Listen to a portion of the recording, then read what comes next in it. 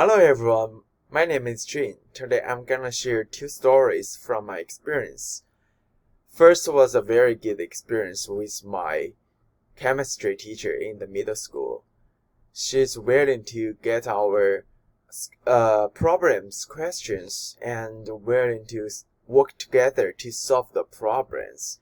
And that was a very good experience to work together, like teaching and learning together. The second one was not very excellent. She was my primary school math teacher.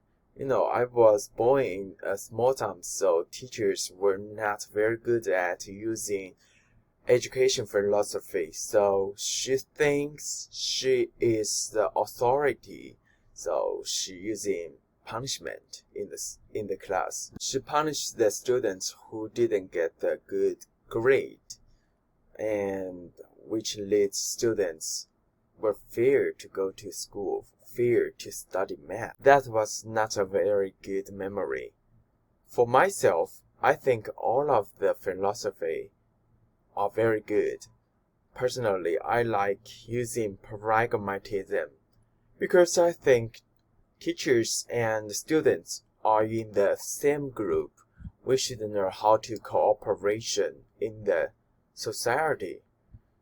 So I think working together to solve the problem is the essential things in the class, to learn from what we can do, to learn from the past, to learn from the experience, to work together to balance the teaching and the learning to get what we want to know. In the reading, I very agree with Larry said, word philosophy doesn't lead you to using a dry, passive writing style. So developing a teaching philosophy is a good way for us to step back, to think about what we learned from our field and what we studied from our field, and what we can learn from that, and bring that back in the teaching to consider what is teaching, what is learning, what we can balance that in the class for our students. And that's it.